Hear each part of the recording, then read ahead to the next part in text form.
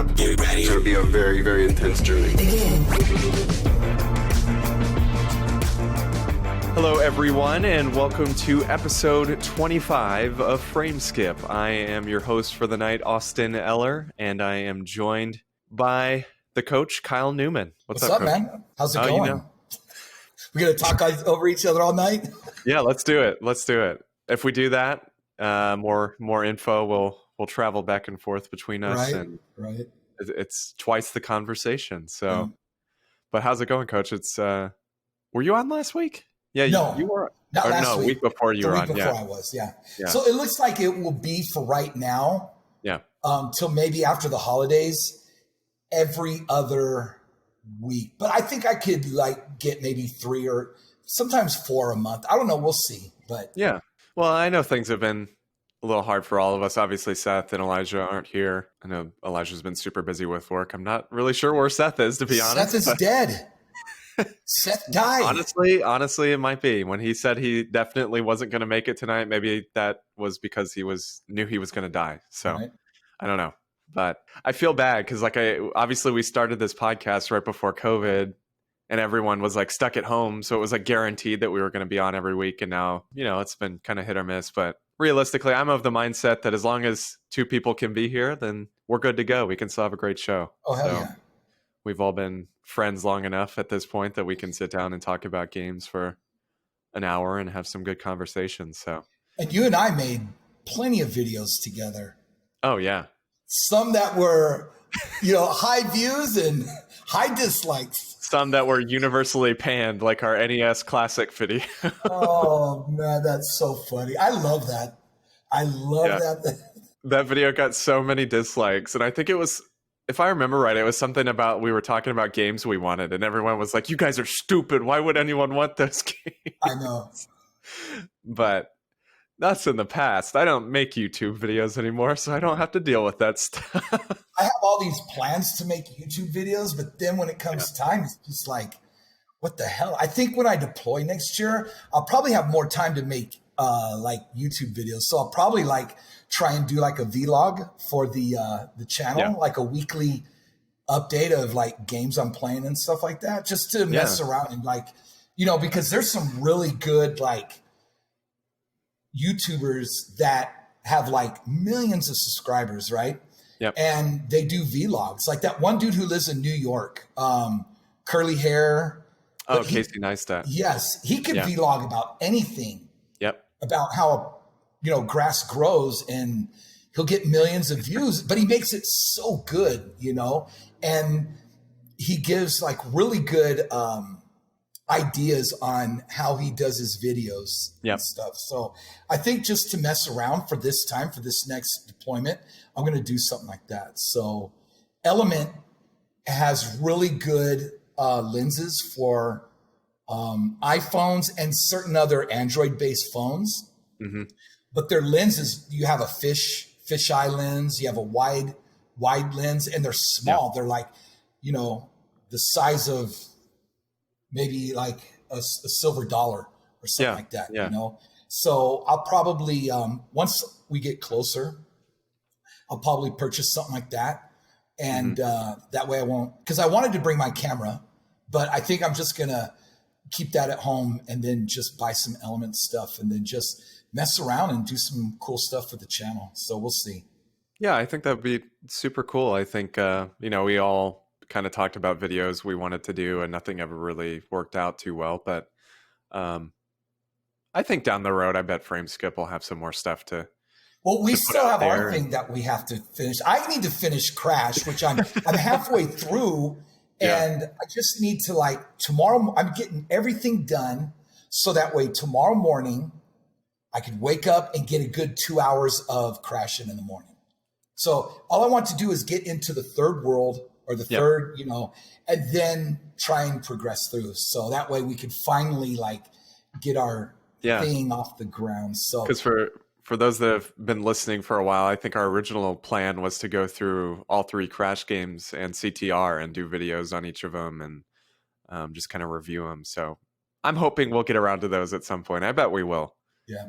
I bet we will. I know it's been a crazy time. It's been crazy for me too. Like I said, I am working 2 jobs currently, which has just been a lot because on the days I'm off at one job, I'm working at the other. So it's just kind of nonstop. But no, I'd certainly like to get into more video type stuff at some point. I know Andie and I were talking about getting back into streaming at some point. Because last year she bought me the Stream Deck, the Elgato Stream Deck, and I felt bad because we streamed for a while there, and then I just haven't really used it. What is it? So it's basically it's a little component that you hook up to your computer, and it's a USB. So you plug it into your USB, and it has like, I want to say maybe 15 buttons on it, but all the buttons are like an LED screen. So it's basically like a set of hotkeys. So like when you're streaming, if you want to like change scenes or something, for example, which I used to do because when Andie and I were streaming, we both had our webcams hooked up to the camera. So if for some reason, I don't know, if Donut, our cat, walked into Andie's camera and we wanted to show it on stream, I would hit a little button on the Stream Deck and it would make her camera full screen like automatically on the stream. So it's kind of just a little neat little device that helps you do some hotkeys, and you can do a lot with it. Like I have a button on it that basically I'll press it and it will instantly open OBS, the Elgato software, Twitter, and I want to say like the Twitch, like our Twitch page, like all at the same time. Oh, is that the thing? I think Joel has that where you could press a button and then like if you got a sub, like a little animation will come up. Yep. So Okay. it can do that sort of thing. It can make things appear on your screen on the stream or whatever it may be. So it's really cool. It's a really neat thing. And I used it a lot to like start the stream. I had like a button on it that would make the stream go live and stuff like that. So it's a really neat little device. But like I said, I need to use it more. Remember back in like 12, 13, Mm-hmm. and I know you started making videos before me because I think the first one that I saw of yours a couple weeks ago, right? I was still in Afghanistan. And right. At that time I was like doing all kinds of notes of what I wanted to do, but making videos, like there was a passion for it back then. Yep. Because you could, at that time, you not necessarily would grow crazy big, but you can get, views like 400, 500, 600, 700. So you knew that people were watching your content. So, I mean, I do have ideas for next year, but I always have ideas. Yep. Right. So, I mean, we'll see, but it is so fun to like work with other people. We would get on, what was it? Google Hangouts. Is that what it was? Yep. Oh my gosh. That was just as good as making videos, and I know. The times that I would fall asleep snoring. I mean, YouTube back in the day, I really do miss that because I feel like, we just had so much fun doing stuff on there. And like you said, we've talked about it before, and I wouldn't necessarily recommend going back and watching my videos. I think they're mostly delisted, but if you go back and watch them, there's a lot there that we were kind of bouncing ideas off of each other, not just me and Coach, but like Seth and I and Elijah and I and even Eric, old host of the old podcast. We would all kind of throw ideas around and kind of do similar videos or videos on similar topics. And it all felt like a big community. And I really do miss that aspect of YouTube. Yeah. So it's just not there. A lot of people are gone, Yep. So. Yeah. But anyway, speaking of gone, I guess, I don't know where I was going with that, but Coach, have you been playing anything this week? Okay, so I have. Oh, wow. I'm surprised. I know, right? But it's during my my lunch. I have a 30-minute lunch break. Yep. So I did start Minish Cap. Then when the whole Mario announcement came to be, then I'm like, okay, let me start Mario Galaxy. So I got through the first major boss, which was in the, the inverted pyramid kind of at the beginning. Yes. Okay. Yes. So I got to that point, but then after today's news, I think my 30-minute lunch break is going to dive back. I'm going to be diving back into Breath of the Wild. Now, here's the thing. Yeah. Here's the thing. Is I've never been a fan of handheld mode with Breath of the Wild because I want to see big screen, right? Mm-hmm. But for this, no, I think I'm gonna enjoy playing in handheld. Yeah, I played a bit of a Breath of the Wild handheld, and I think most of the time I was doing it, I was kind of just laying in bed and, playing it before I was going to sleep or whatever it was. But I did like it in handheld, but certainly I really enjoyed seeing it on the big screen and playing with the Pro controller. But I need to go back to it. Did you ever beat the 2 DLCs? No, I didn't. Okay. I didn't beat the DLCs yet. So for my second playthrough, I plan on playing this at least 3 times in my life. The second time is I still probably won't use the amiibos, but I want to, before I hit any of the champions, the divine beasts, the 4 divine beasts, before I attack those, I want to get all 120 shrines, and I want to do the Master Sword quest. Yeah. And then I'll go into, then I'll do the divine beasts at the end and go after Ganon. And then the third time, I'm just going to have fun with all of the, with the amiibos. So that means some point next year, I need to play through the Twilight Princess HD, so that way I could level up my Wolf Link. Yeah, I still think that's so cool that playing that game carries over progress to Breath of the Wild and the amiibo. Mm-hmm. For those that don't know, I think it essentially the Wolf Link amiibo, there was like a challenge kind of horde mode type thing in Twilight Princess HD, and it would save that data, like the completion data, onto the Wolf Link amiibo.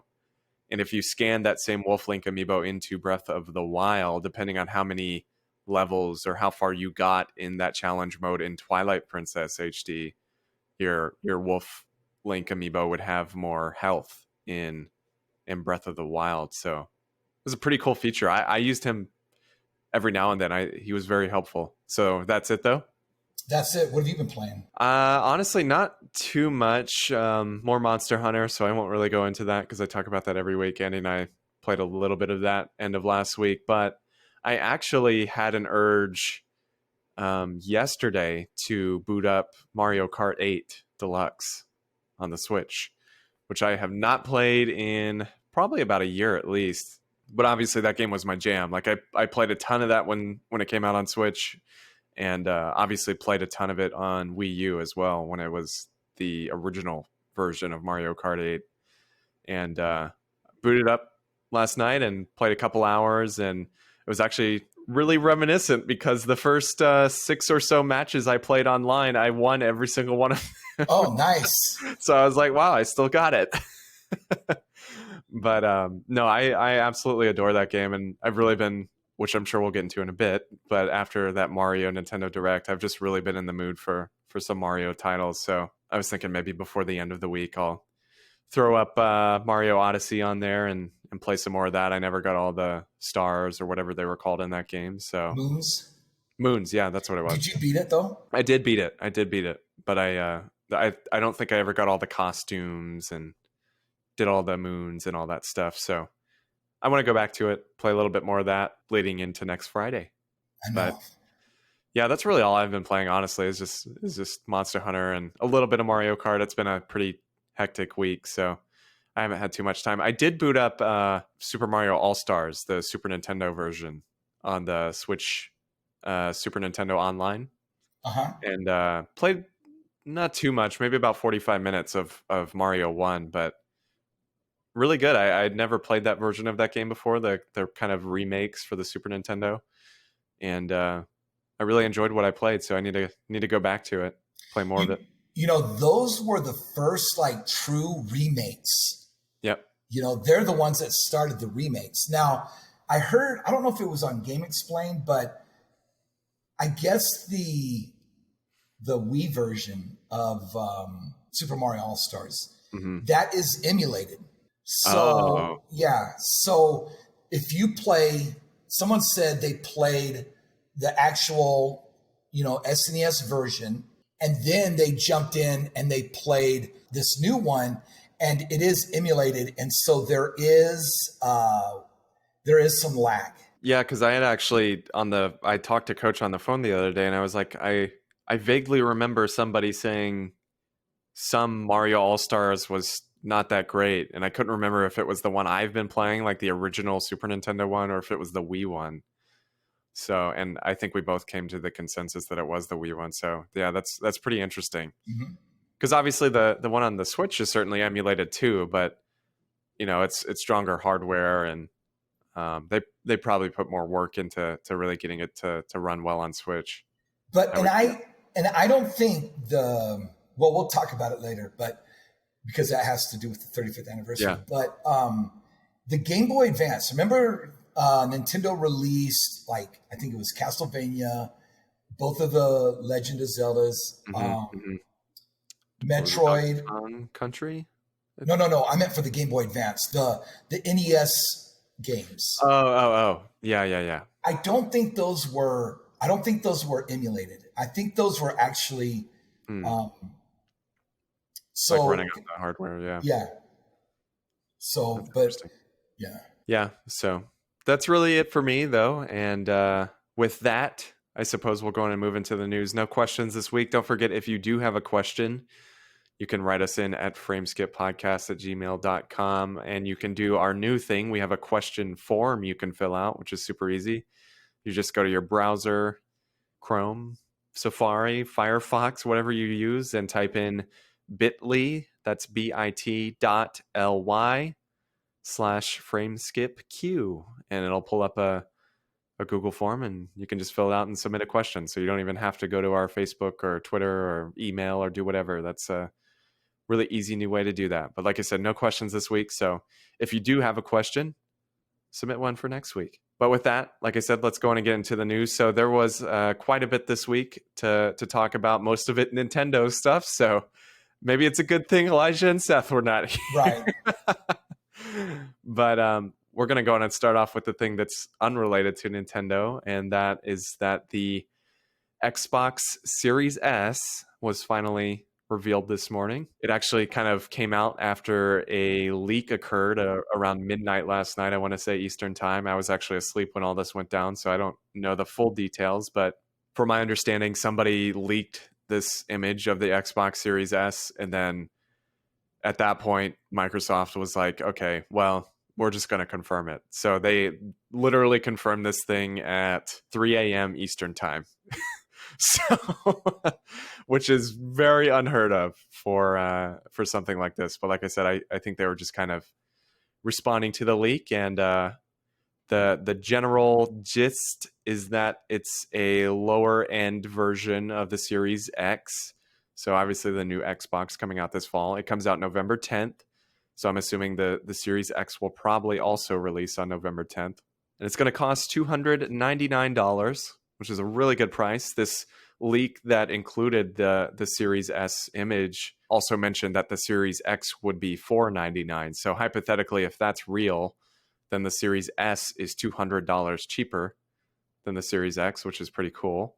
It's a very small system. It's digital only. And I think from my understanding, their kind of focus with this is on 1440p and not on 4K, which I think is pretty neat, because honestly, I don't really need 4K. I'm not like I love 4K, but I don't really need it. As long as games have solid performance and still look good and everything runs smoothly, that's all I really need. So it seems like it's more of the 1440p device, not so much the 4K device. So, Coach, what did you think about this? I saw a couple pictures during the day, just real quick though, like split second, and I was thinking it was some type of radio or speaker or something like that, because I didn't even see the controller. It was like one of those real quick. So when we opened it up and took a look at the article over there on GameSpot, I have a couple things. Like, is this for those PS4, those Sony gamers that didn't get into Xbox, and this is their way that they could get into it? Because like, I asked this question to you. I have a 1X. So if I were to buy the S, I couldn't play my older games, like my original Xbox games, because I have them on disc. So would I have to rebuy them, or would my Microsoft account know that I have it, so I don't necessarily need to that it'll give me a pass so I can play it. So it'll be interesting to see. But I think it was about 2 months ago, maybe a month and a half, 2 months ago, the specs were leaked for the Series S. Yep.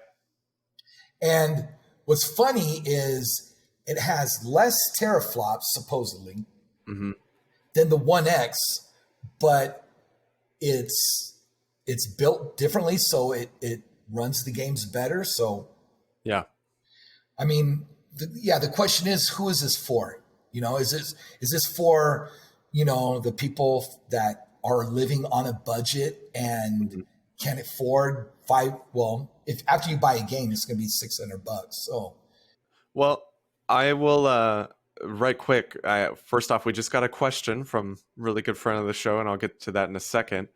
But just on the topic of that, one thing I didn't include in my overview was that they did confirm, which I think this is really cool. Microsoft has been doing this with the Xbox One, and I think they started it at the end of the 360. But they did confirm with the announcement of this that they're basically going to be doing like a leasing kind of program with the Series S and Series X. So people that maybe can't afford $300 right away or whatever it may be, they are going to be able to pay $25 a month to Microsoft and pick up the Series S and kind of rent to own, essentially. I don't know about that one because people don't take care of their stuff. Yeah, so they've been doing this for the past 6 or 7 years. I'm not really sure how it's worked out. And then for the Series X, they're saying $35 a month. And like I said, it's more of a rent to own. It's not necessarily like a return, but I'm assuming not everyone obviously would follow through with the entire 2 years and would return it. So, but that's, potentially an option if not everyone can afford this price right away. But I did want to bring up quick, good friend of the show. You probably have never heard of him before. Elijah Steele sent in a question. He said, "Hi, first time, long time. What do you think the long-term pros and cons are to the Series S over the Series X? I myself am planning on getting the Series S to last me for a while until I feel the need to upgrade." Wait, who sent this in? Elijah Steele.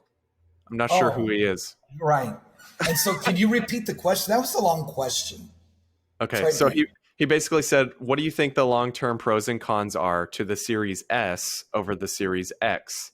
And he said that he plans on getting the Series S to last a while until he feels the need to upgrade. That's like going to be not close to $1,000, but that is a lot of money. Well, wait, for what? To get both. Well, he's not saying he's getting both. He's saying he's getting the Series S. Right, and then he's going to upgrade. Oh, that's true. I guess, yeah, maybe Elijah can clarify that on next week's episode. So I'm not you're really talking sure. 300 plus 500, that's 8 plus tax and one game. So that's $1,000 right there. So, I mean, if you got the money, then that's good. Yeah, I will say though, we are now in a time where things upgrade halfway through the generation. Yeah. So obviously, people that buy the Series X, potentially in 3 years or 4 years, there's going to be an even better Series XS or whatever it's going to be called, something even better than the Series X. So potentially you could buy the Series S and then upgrade to that really strong one, that mid-generation console. And then you really are getting a better deal if you're... Who was the one on Frame Skip that said that whenever gaming goes to digital, that they would stop gaming? I forget who that was. There was somebody. Know. Maybe we need to ask friend of the show, Elijah Steele. Yeah, if he remembers who said that. No, I mean, for me, with the last week when they were when NVIDIA came out with their 30 series of RTX cards, it's like I just save my money, get back from deployment, get a new motherboard and new power supply, and get like a 3070 or the 3090, or the RTX 3090. Yeah. Now I could play any first party Xbox game and then go multi-plat on my PS5. You know, and I've thought that same thing as far as the PC, and I talked about it last week. Seth and I talked about the 30 series cards, and my comment was that my PC is pretty old at this point. I'm still rocking a 970, and I have an AMD FX 8350, which is just a garbage CPU. So I really need an upgrade. And for me, yeah, I think personally, I would rather upgrade my PC and then just be able to play Xbox games on my PC instead of even touching a Series S or Series X. But I will say, you know, as far as Elijah's question, as far as the pros and cons, I mean, certainly the price is a huge pro. I think $200 less is a huge deal. I'm just curious what the performance is going to be like. Because, you know, like you said, supposedly this could be weaker than the Xbox One X. I don't necessarily know that it is. I have a feeling it's probably more on par with it, if I had to guess. But I'm curious, like, how games run on this compared to the Series X, and kind of, you know, are we going to see games that are really not performing well on this that are really meant to be played on the Series X, or how's that going to work? Because I feel like if it's kind of the same and it's just not in 4K, and maybe not everything's in 60 frames, maybe some games are in 30 frames, I feel like that's honestly not that bad of a deal for the price. But yeah, Nintendo ran into that problem with the new 3DS when they released Hyrule Warriors. Yes. Like, they didn't say it was built for the new 3DS, so someone who had a regular 3DS bought it, and it was frame skipping, right? So long term, I mean, like, if you're going to get both, you're going to be spending about $1,000 plus all the money you're going to spend on your PS5. So, I mean, like, if you got the money, then, you know, but. Well, I was going to say, I mean, for somebody like Elijah, and I think you kind of brought it up too, for people that are maybe like hardcore Sony fans or like really into PS5 and they know that's going to be their main system, you know, this could be a good way to just be like, okay, you know, and for people that don't have gaming computers, obviously, because not everyone has $1,500, $2,000 to drop on one of those things. But for somebody that's like, okay, I'm mainly PlayStation, but I want to play Halo and whatever Xbox exclusives come out, this could be a good option, because you could get the Game Pass and the Series S, and that's all you really need. Yeah, but if he's just going to be like streaming, you know, because you remember, like, I think it was about a month or two ago, he was talking about how he was in the beta program. Yeah. This might be right up his alley, you know? Yeah. I mean, like, now he'll be able to do the things that he wants to do. So this looks like that might fit what he does. You know, he might be that demographic that this would be ideal for. I think there's a lot of cool stuff with it. I don't think you and I are necessarily the target audience, but I feel like this is going to do well, personally. I think this is going to do better than the just digital PS5, personally. Because it's like I said, it's a huge cut in the price. So I'm just curious. I really hope games perform well, because that's going to be the true kind of tell on if this thing is really worth the $300. Now, if you colored it purple and put a black handle on there, now you got the GameCube successor right there. Yeah. I mean, we already have the Series X too, which is just like two GameCubes stacked on top of each other. So, but I did want to, while we're on this, we're getting questions in real time, people. I just want you guys to know that we're getting questions right now. So what I said about the no questions was a lie. But we got a question from George just now, and he said, if the new consoles were meals, what kind of meals do you think they would be? So the Series S would be your McDonald's value meal, right? Yes. I agree. Still good, right?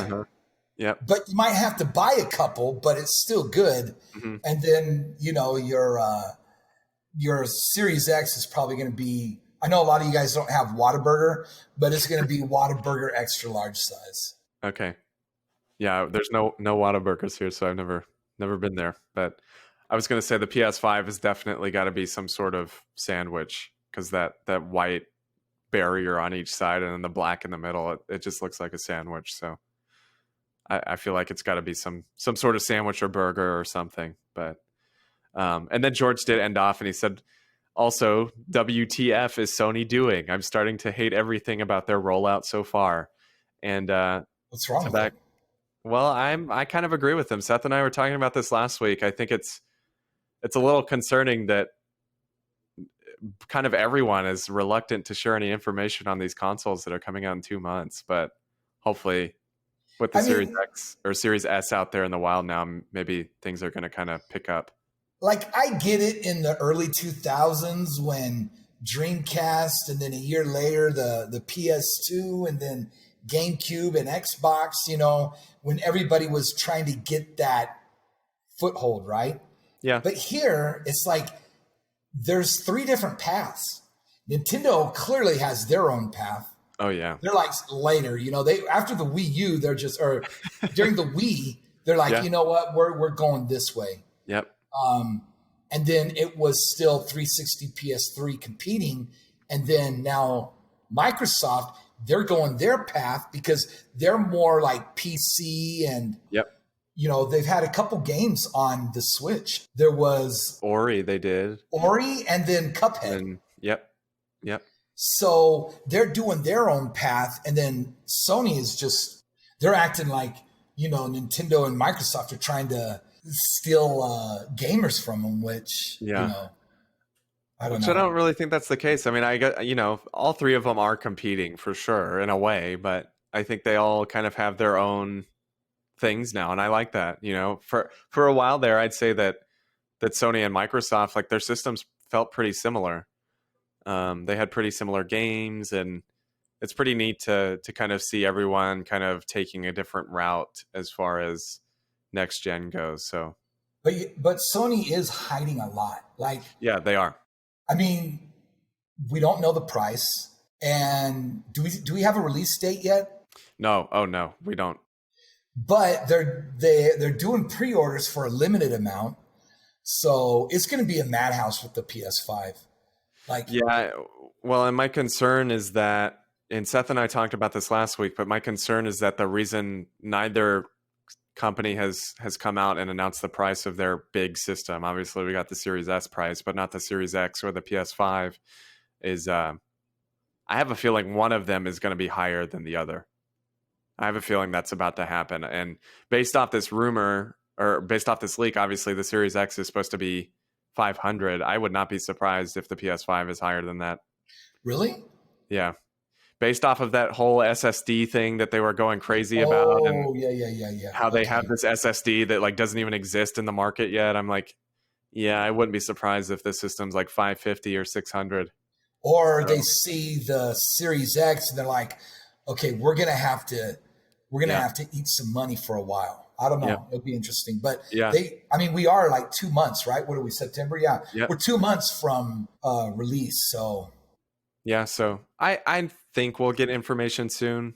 But yeah, George, go listen to last week's episode if you want to hear Seth and I's thoughts. But I am like, overall right now, I'm not really feeling next gen. I'm not really looking forward to it, to be honest. I've been kind of all over the place emotion wise with the next gen stuff, but I'm just set with my Switch and my PS4, and I'm good with that. I really don't want a PS5 or Series X for at least a year, maybe 2 years. And you go back to the early 2000s.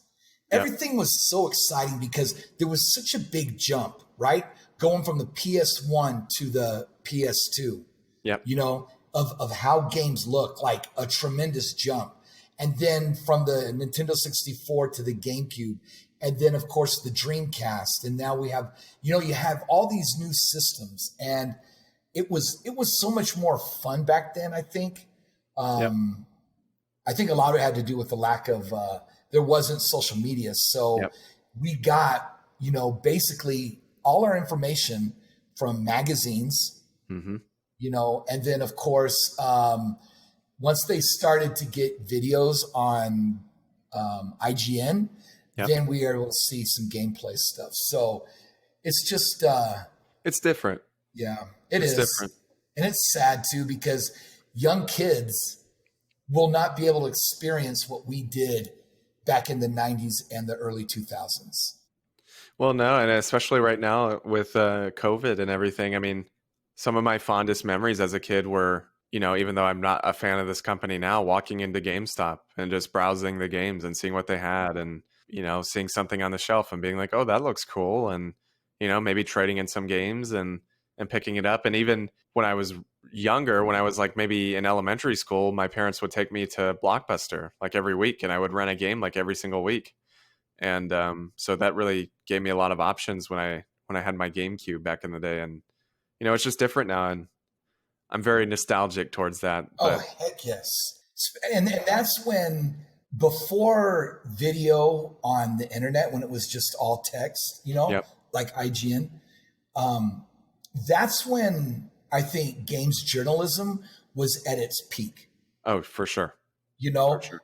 And the reviews were so detailed, and you didn't want to just scroll or click to page, because usually at the bottom of the page you'd have the link for page 2, page 3. Yep. So you would want to read the entire thing. So it was just a different time, and but it's still exciting. Like 3 years ago, 3.5 years ago, with the launch of the Switch, I was out there at Best Buy waiting, 4 hours in the cold. It was March. And so that night there just happened to be this cold wind that came through, and I'll never forget that, or I'll never forget how excited I was to finally, like, once I got a new job, when I was a developer, going to Best Buy and buying a GameCube with Luigi's Mansion and Rogue Squadron, and the kids watching me play. Like, that was such a fun time. And the release of the Game Boy Advance, and man, I just don't see us really getting that type of, this whole thing is exciting right now. Yeah. But everything is online. Like, you pre-order online, and it's that, and it's like, like you said, it's the social media thing, I think, is a big deal too, because now it's like, oh yeah, we just type out words on the internet, whereas like back in the day it was like, all my friends and I were talking about games and what we were excited for. And not that we obviously don't do that on the podcast still, but it's just it was a lot different as a kid, I guess. And there wasn't the leaks like we get now. Yep, there wasn't the leaks. There wasn't the whole console war thing. Like, for me, I was excited for games, and obviously we have to talk about it because we're kind of a more adult focused podcast. But as when I was younger, I didn't really care about the business aspect of games that much, and it was just exciting stuff. It was really exciting stuff, and certainly everything is still really exciting to me. It's just very, like I said, very different. But good transition, because speaking of the old days, 2020 is the 35th anniversary of Super Mario Brothers, which is crazy because I'm 24, so that means Mario's 11 years older than me, or Super Mario is, rather. But this week we finally got a Mario 35th anniversary Nintendo Direct. And I think pretty much everyone has known that something of this sort was coming. We knew for a while about what ended up being the Mario 3D All-Stars. We knew that was coming. We knew a few months ago that had leaked, and this basically confirmed it. So, Coach, do you want to run through everything? Okay, well, when I saw the first part of this, I immediately thought of you, and that was because I remember it was the micro game, or the Game Boy Advance Micro. Yep. And I remember you picked it up. I believe you picked it up, right? I did. Yep. Yes. And so when I saw the Game & Watch, I immediately thought of you because, the Game Boy Micro is so small. But yep. Is that something you're going to get, the Game & Watch? I've been going back and forth on it. I'm not entirely sure what I want to do. The thing is, I do like the price. It's only $50. Yeah. And it has Mario 1, 2, and 3 on it, which I think is pretty... Does it? I thought it just had the first Super Mario Brothers. And yeah, I think it's Mario 1, 2, and 3. I might be wrong, though. I think it's Super Mario Brothers and the Lost Levels. Oh, wait, yeah, you're right. It is. It's only Super Mario Brothers and Super Mario Lost Levels, and then Mario Game & Watch Ball, or whatever it was called. So, okay, well... that's a little less enticing. I don't know why I thought it was all three, but still for $50, I think I might pick it up. The problem is it's November, and Pikmin 3 comes out a couple weeks before that, and then the new Hyrule Warriors comes out like a week after. So we'll see. But I am interested. Are you interested in it? Yes and no, because I know this is something that I won't play. Yes, that's my issue too. And do I want to spend $50 just to put it on a shelf to collect dust? I don't know. It's right now it's not high on my priority list, but as we get to October, that might change. But ergonomically, it doesn't look like it's going to feel good to play.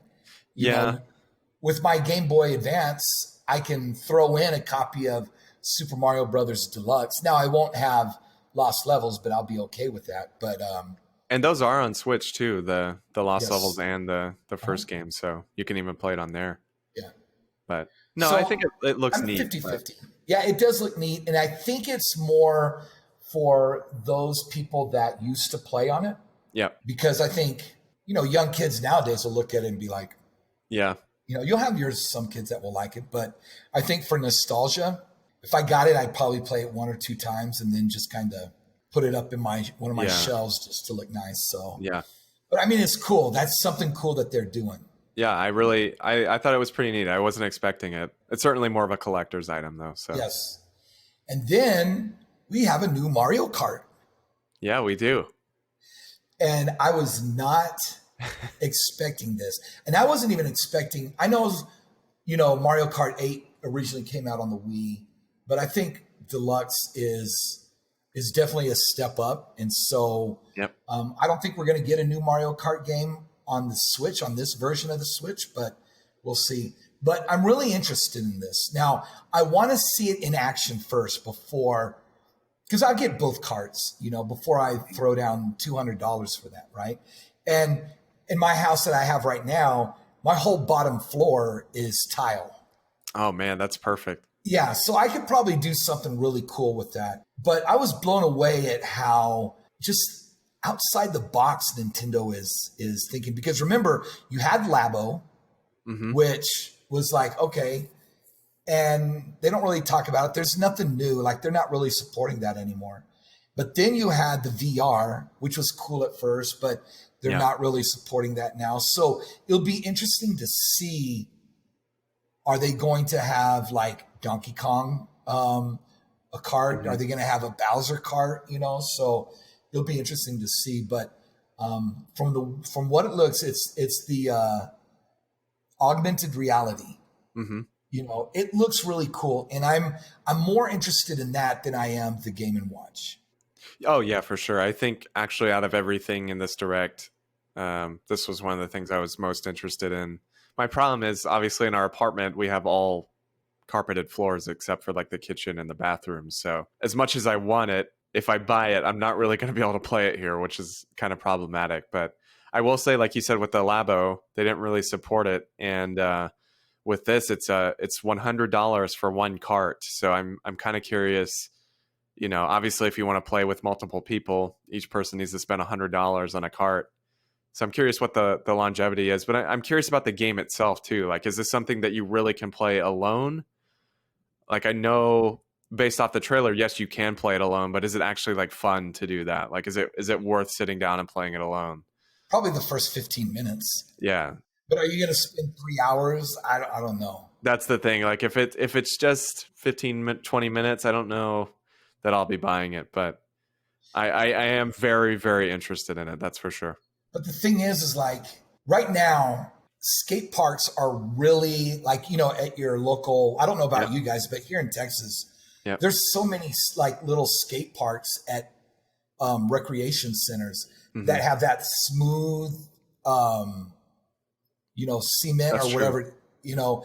And so if you ever get a time where they're not around, that would be the best place to just get on there and then maybe set up a track or something like that. Or if you find a smooth surface, then you could do something cool like that, where like you and Andie would be able to like just have fun and just, it's something that you would do maybe once a month or something like that, Yeah, so that comes out October October. 16th, apparently. Yes. Yeah, so I think that's the same day, or it's a week after Star Wars Squadrons.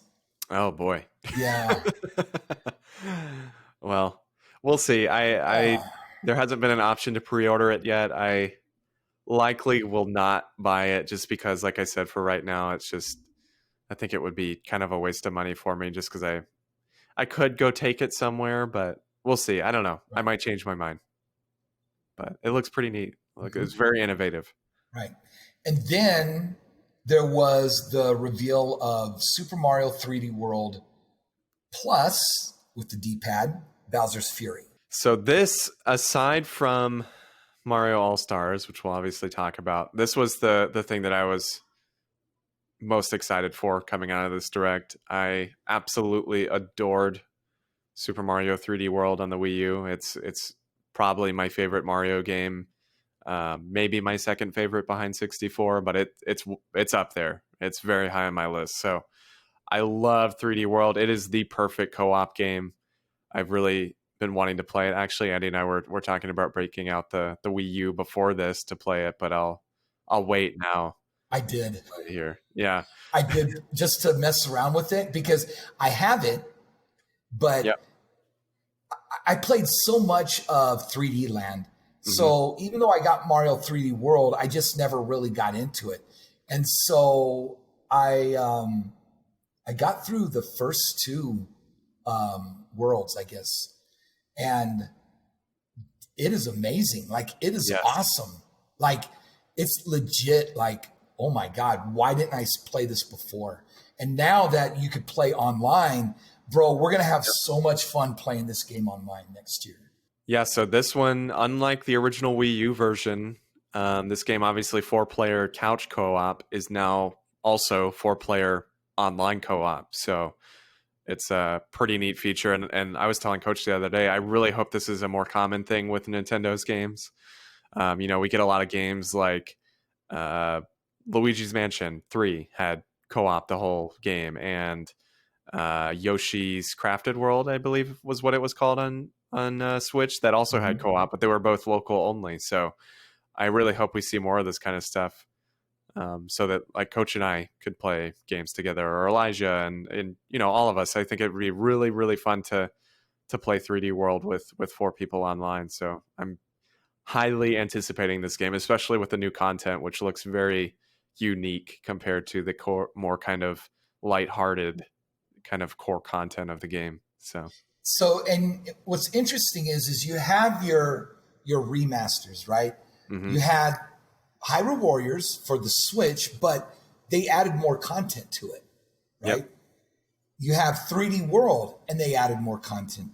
Mario Kart 8, they added more content. I'm trying to think other ones that they would have added more content to. But then you get the new Super Mario Brothers Deluxe, and they didn't really add any new content. You have Pikmin 3, which they didn't really add any new content. Now, I know I think totally different of Nintendo, but Nintendo should have packaged all 3 games together for Pikmin. 1, 2, and 3. I think so too. I think that would have been really cool. Because I've only played 3. I've never played 1 and 2. So yeah, but I think this is how you do your deluxe version right here.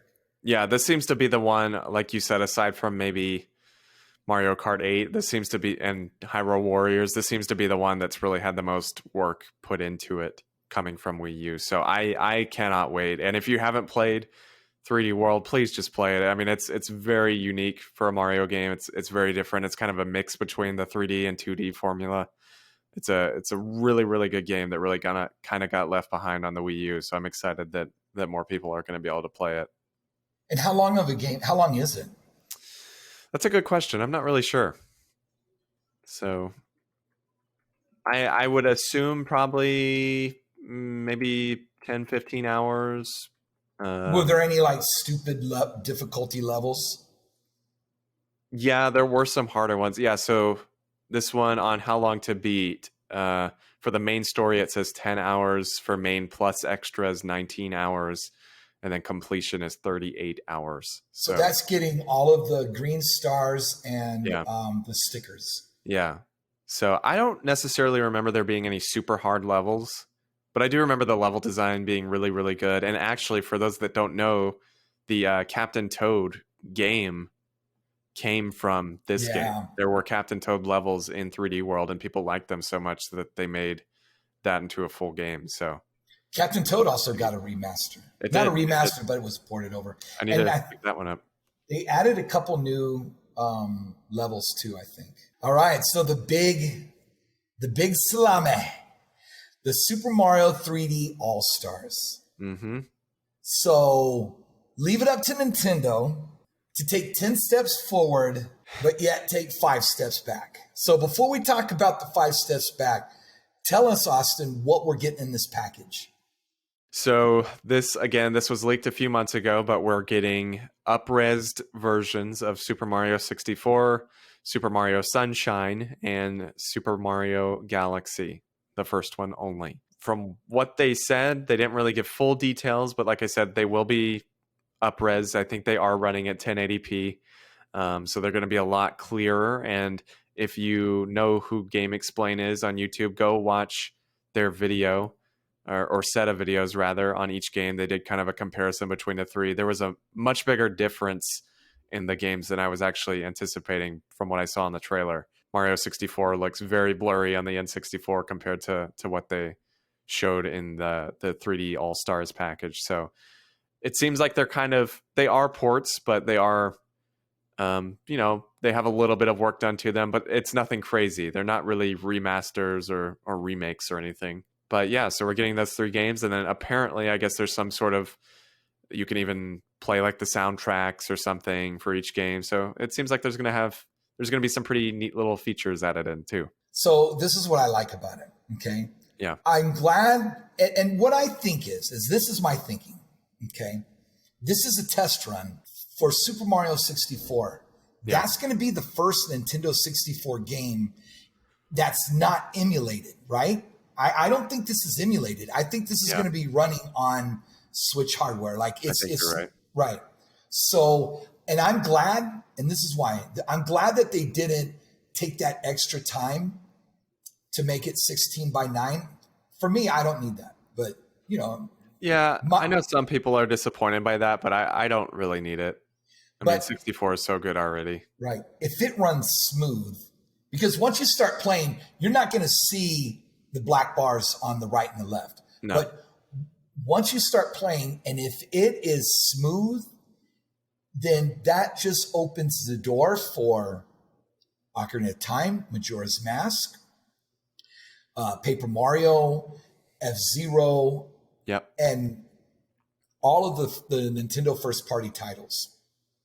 That could get that, I don't even really call it a remaster, but a port plus onto the Switch, right? Kind of just a lightly worked on port, right, which I think is fine. And then what's crazy is if you play a GameCube game on the Dolphin emulator, right? Yeah. So what you can do is you can mod your Wii so that way you can rip your Wii games and also your GameCube games onto a flash drive. And then you could load those files onto your PC. And if you have an i7 and enough RAM, you will be pretty much able to play the Dolphin in a really good form, like not a lot of stutters. And any GameCube game that you look at on the Dolphin just blows me away. So I think we're going to get that with Mario Sunshine, just because it's going to look so much better in 1080p, Oh, yeah. Yeah. And I just hope that you can choose the controls for Sunshine. Like your control, like inverted or whatever, because... Yeah, I'm hoping so, because the camera was kind of rough. Right. If I remember right. And then Super Mario Galaxy, I never played because I just could not get into any game that was, motion controls. So it'll be interesting to see how they converted that, because if they converted it successfully and it's flawless conversion, then that just opens the door for Skyward Sword, I would think.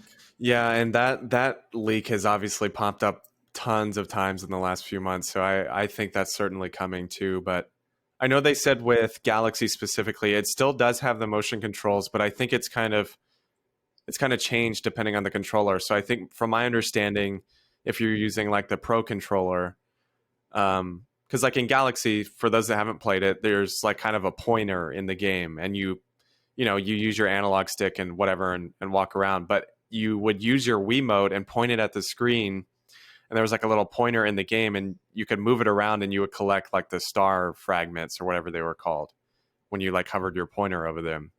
I think, from my understanding, like with the Pro controller on the Switch, it'll kind of work like Splatoon does, where it'll still show the pointer, but you'll just kind of move the whole controller to kind of the gyroscope aiming text. Yeah, so I think that'll work fine.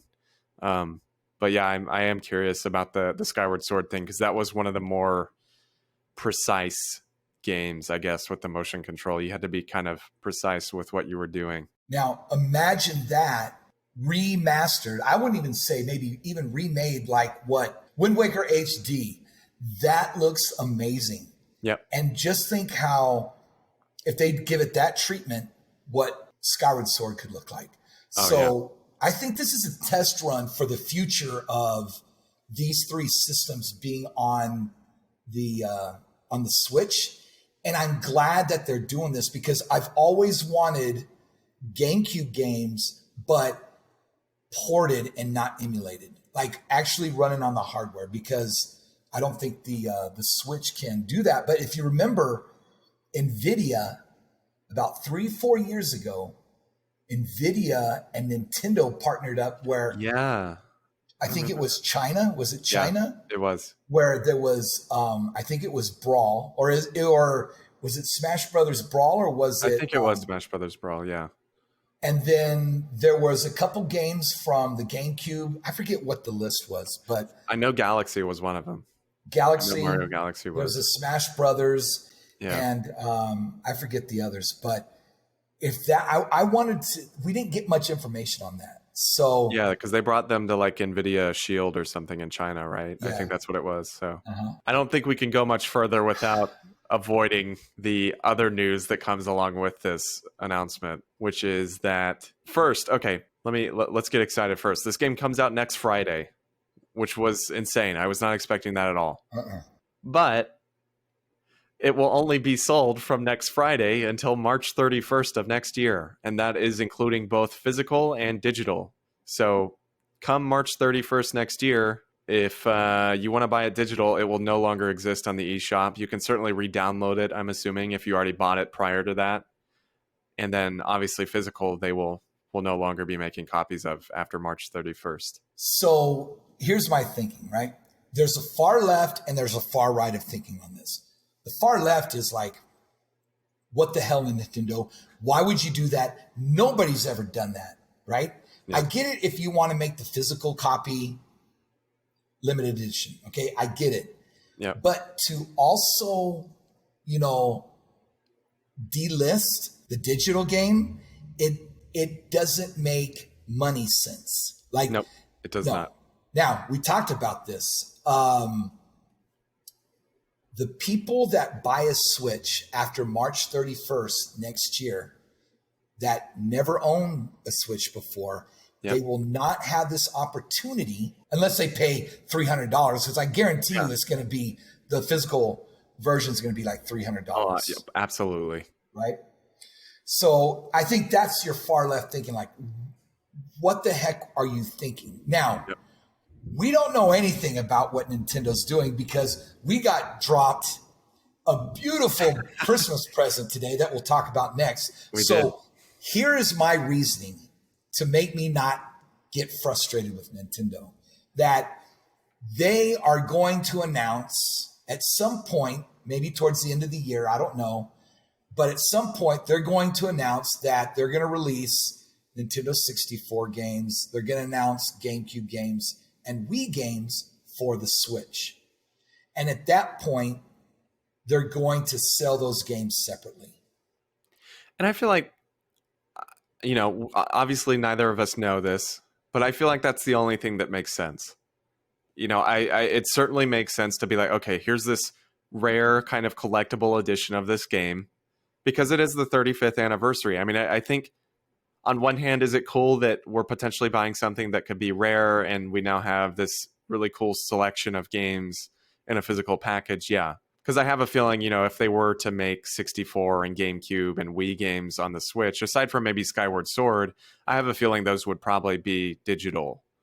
If we got, hypothetically, if they only had announced Mario 64, I don't really feel like we'd be getting a physical copy of Mario 64 on Switch otherwise. I think on one hand, that's kind of neat. I just hope that, what you said is right. I hope it really is just that, come next April, people will have the option to buy Mario 64 on the eShop or Sunshine or Galaxy. And it's not people that do not purchase this game before March will never be able to buy it ever again and play any of these games on the Switch. Yeah, because like that's my concern. The collector in me, I did pre-order this at Best Buy. Yes. But I'm also thinking about pre-ordering a digital version and not open my sealed copy so I could, store that. I know that's spending double money, but something like this, I still have my Wii, Mario All-Stars Collector's Edition, right? Also, real quick, Super Mario Sunshine, you can't use a GameCube controller. So there's that was a little disappointing. However, there are a ton of GameCube, basically pro controllers out there. Yeah, like the one you sent me. Yes, exactly. Yep. And that's how I'm going to play it. Same. I was planning on it.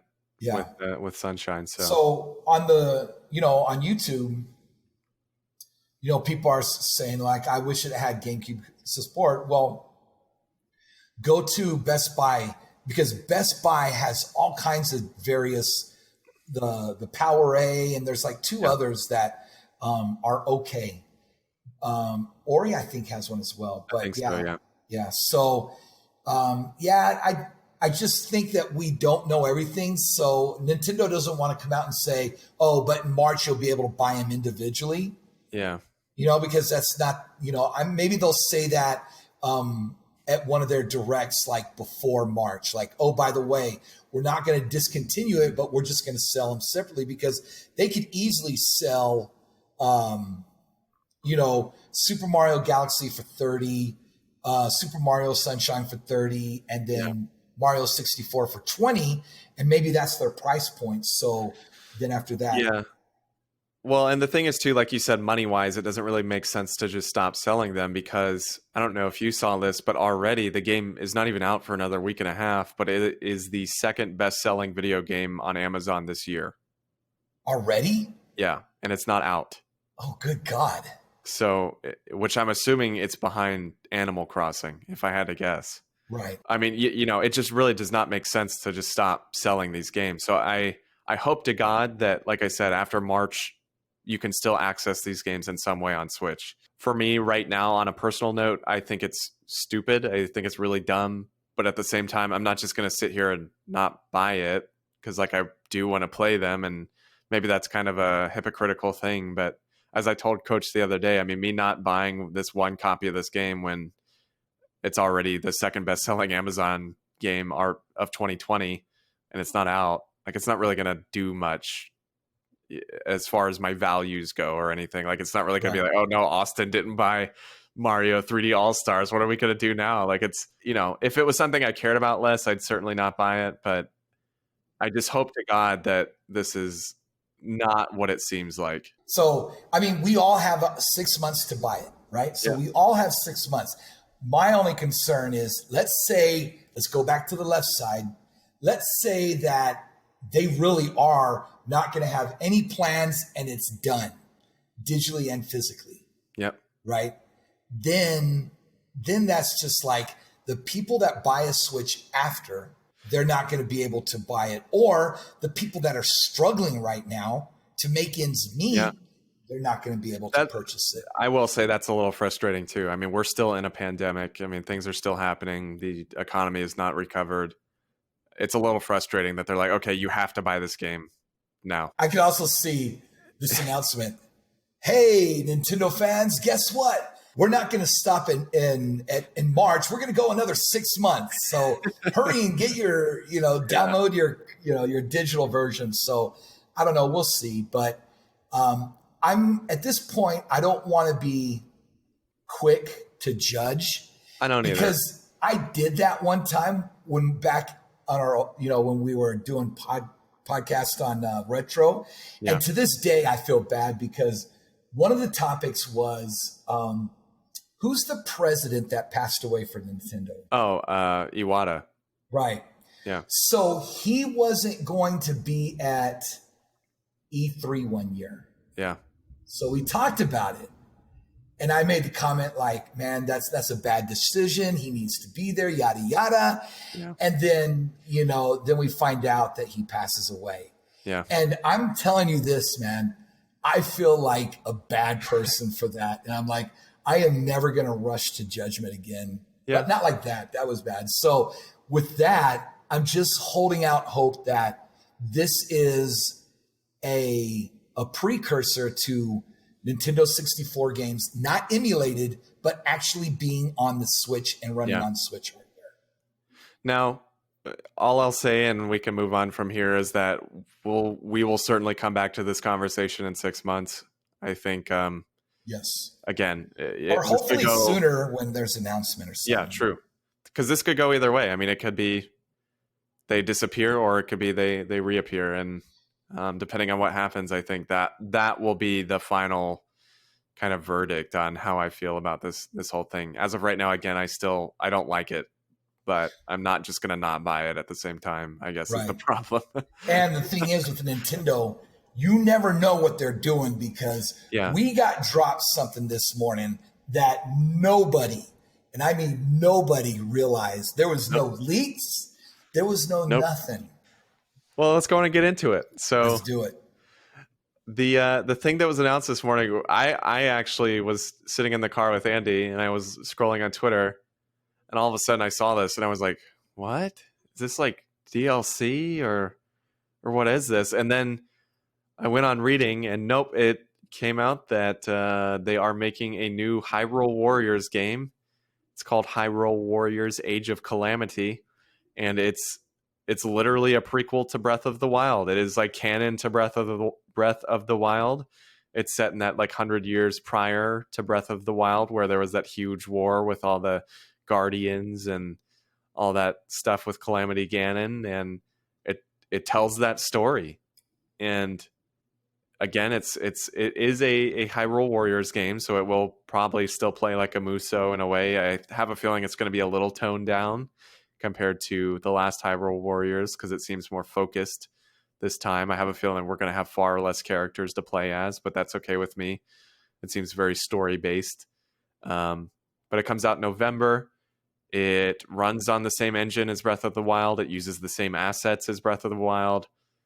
And the story and dialogue is being overseen by the Zelda team, by the team that worked on Breath of the Wild. So unlike the other Hyrule Warriors game, which was pretty much solely developed by Koei Tecmo, and they did all the story and everything for it. This is legit like a real Zelda game, just with kind of a different gameplay style. So I could sit here and talk to you for another 2 hours about how this made me feel. Yeah. Like you just made my day when you sent me that. Yep. And so there's 2 videos out there. There's one video that's just the trailer. Mm-hmm. And there's another video which I recommend you buy because who's the producer for the Zelda games? It's Aonuma. Yeah. Okay. Yeah. He gets on there and he's so cool, man. So he gets on there and he talks about, he's saying, while you're waiting for Breath of the Wild 2, we wanted to, do something while you're waiting. Yep. And to me,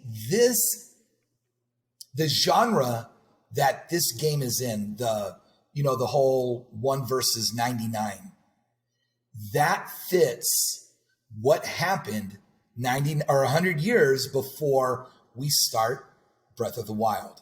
Yep. And we're going to be able to play as the 4 champions. We get to play as Zelda, which the reason why Hyrule Warriors I love so much is because Sheik is one of my favorite characters in all of video games. So being able to play as her, that was my main in Hyrule Warriors. Whenever you would beat a level with whoever you had to play with, you could go back, and I would always go back with her. So being able to play as, of course, Zelda will be just amazing. But you see Link's armor at the beginning, that blew me away. That right there just blew me away. What else from the video? I think people are expecting, like I was watching Game Explain, and they're talking about how climbing needs to be part of it. I don't think it's going to be open world.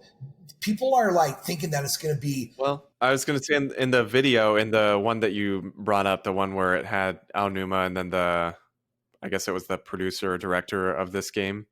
He did kind of say, he didn't really allude to anything necessarily, but he did kind of say like, yeah, we loved how Breath of the Wild was kind of a different take for Zelda. So I'm kind of curious if he's implying that maybe this is kind of going to be a different take for Hyrule Warriors as well. Like maybe we will see some kind of different stuff, but I don't think it's going to be open world, but I think we'll have some similar underlying stuff to the last game, but I do think it's going to be different. Now, as far as the music, right? The background music, what made it so good? It was like Zelda and heavy rock and roll. Yes. Right? So do you think we're going to get that? Or do you think they're going to keep the same theme and the same music? If they use the same music, it needs to be a lot more intense, I think. Right. Because, it worked for Breath of the Wild because it was a very kind of calm and just very gentle kind of game is all I could really say. But obviously with this, I mean, if you're in war, I feel like it needs to be a bit more aggressive, which is why that kind of rock music really worked for Hyrule Warriors, which I absolutely adore that game, by the way. And I just ordered it today. I need to go pick it up from Walmart because it seems like that game's getting kind of rare on Switch. So I finally am going to pick it up. But I really love the music of that game. So I'm hoping it is something similar to that. And it's going to look a lot better. Mm-hmm. Like you said, it's going to use the Breath of the Wild assets. So hopefully there's not going to be the stutters like what we got, which I don't think there will be. Yeah. But I don't know. You just look at it and you just see what we're going to do. And now it's like, okay, I thought of it this way today when I was driving home, and I wanted to say this. Remember in the opening crawl of Episode 4, A New Hope for Star Wars, where it talks about the Death Star plans were stolen. Yep. But we knew nothing about it. Yep. Right? And then fast forward however many years, and we get Rogue One, which is about that opening crawl of the rebels stole the Death Star plans to the Death Star. This is that right there. We know something bad happened 100 years ago before we wake up. Now we get to see what happened. We get to see, like the around the castle, all those homes are probably going to be intact. So we get to see those getting destroyed. I just can't wait to just get into the story because Hyrule Warriors was story driven, but this is going to be times 10. Yeah, it was story driven, but it was its own thing. Yeah. Whereas this is connected to, again, what is one of my favorite games of all time, and especially with the second one coming out. I mean, I'm really a big fan of how they're kind of expanding this universe because they never really have done this with Zelda before. I mean, most of the games, while they are technically connected in the timeline, they don't really connect that much to each other. The only one I would say, which I'm not going to spoil why, is Skyward Sword. And that's why I love Skyward Sword, is because it I mean, the way that game connects to the other Zelda games is mind blowing. And if you haven't played it, just play it, because if you know enough about Zelda, you'll really appreciate the way that story goes. But it seems like this is going to be similar. I mean, I'm very excited to see what happens. Obviously, the whole time in Breath of the Wild, they are constantly referencing what happened 100 years before, and you see it. I mean, you see the world in ruin. You see all these guardians that are kind of like just rusting in fields, and you see all of this. And so I just cannot freaking wait for this game. And honestly, I think it's my most anticipated game of this fall, like easily. So I have 2 points, 2 things I want to ask you and to our audience. Mm-hmm. Okay. The first thing is, do you think that somehow in the game, the story wise, they're going to drop some hints of what to expect with Breath of the Wild 2? I think so, yeah. Well, I was going to say, because obviously in Breath of the Wild 2, in that trailer, you see like this rotting kind of, we don't really know what it is. I think it could be Ganon, I think is the speculation. But we see like this rotting kind of corpse like come to life. And obviously, depending on how old this corpse is, maybe it's 100 years old. So right. I think they might be kind of setting up whatever villain is in 2. I certainly think this is going to tie in some way. And then the other thing I want to say, I believe now, because they're releasing this, I believe that Breath of the Wild 2 will be out next year. And if the rumors are right, I could see it in the spring, like maybe March or something like that. Yeah, I think it could certainly be next year, because assuming they're using the same assets, and they could even potentially be using the same world, it just kind of changed. I think it's possible that it's that soon, which if it is, man, I cannot wait. He did say, Aonuma in the video, he did say that we'd have to wait a bit longer. So we'll see what that means. But he did kind of reference that they were trying to, I don't remember his exact wording, but he said something about the open world of Breath of the Wild. So it sounds like, Breath of the Wild 2 will also be open world. So right. And I know that a lot of people want some more dungeons, this time around, but yeah, I'm okay. I don't know if they're going to do shrines. I think that maybe they'll do a good balance. Mm-hmm. I was going to add on quick, just this was like a last news topic, but I think we just need to kind of say it, and that's really it. We don't really need to say much else about it, but they are reprinting the 4 Breath of the Wild Champions amiibos with this game. So they'll be coming out again on the same day. So, and to me, those are the best amiibos out there, along with the Ganon that we got. I don't know if it was for Twilight Princess. Right? No, Twilight Princess, I think. Maybe it wasn't. Oh, no. Wind Waker had a figurine. Oh, yeah. But okay, Twilight Princess had Wolf Link. So maybe the Ganon that was real, like it was done almost perfect. Maybe that was for Smash Brothers. I'll have to look and see if it has the Smash Brothers symbol on it. So, yeah. So I did go on and pre-order 3 of them, because I already had Urbosa, but I didn't have the other 3. So Best Buy had them up. They might still have them up by the time the show's out. So go check there if you still need them. And it's going to be sad, because we're going to probably see how they die. Yeah, that's the thing, is like you said, you referenced Rogue One, and obviously the ending of that movie, very sad. So I think we know that they die. Spoiler alert if you haven't played Breath of the Wild, but we know that they die. So I'm like curious, how are they going to play this off? It's going to be very interesting. I'm very, very, very, very excited for this game, and waking up to this was not what I was expecting. And I think the saddest death to see, if we do, will be the Zora. I forget her name. Mifa. Yes. Yeah. Because she had the biggest crush on Link. Mm-hmm. And I don't know if Link had a crush on her, but I know she had a crush on Link. So yeah, there was something going on there. So, it makes getting all of the memories very important, because we get to see that.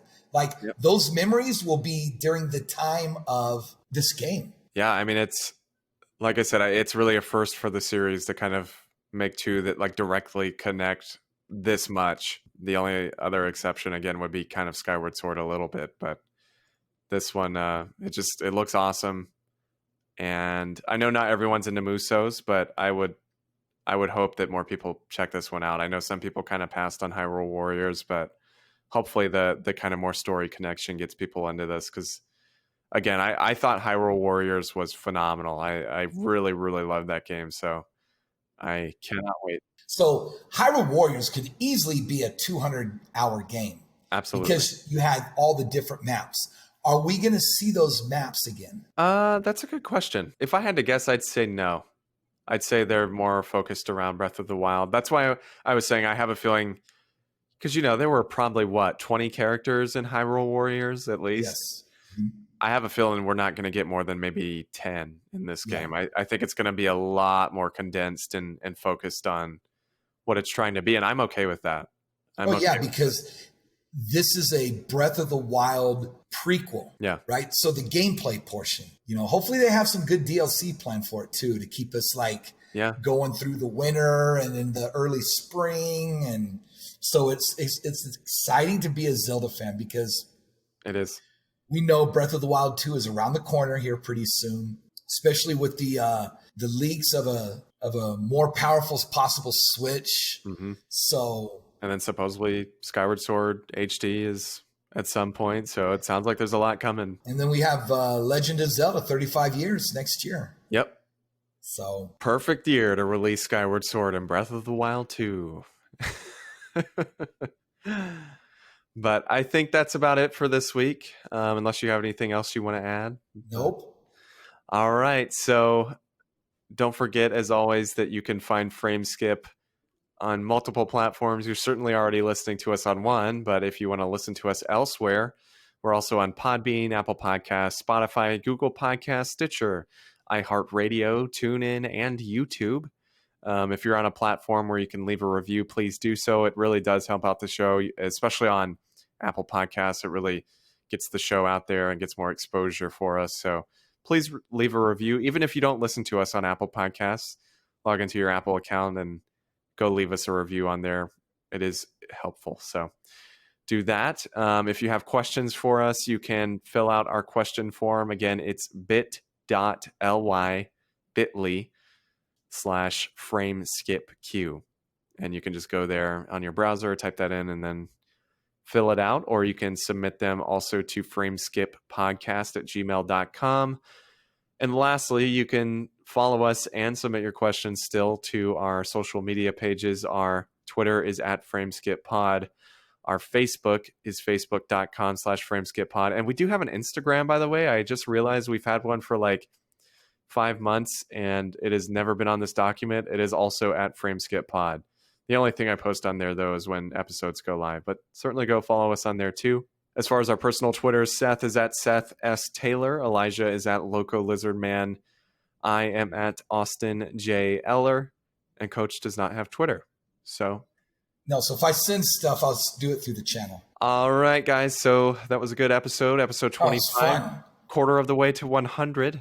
Pretty crazy. But until next week, guys, hang in there and keep on gaming. Keep on gaming. Yeah, do that.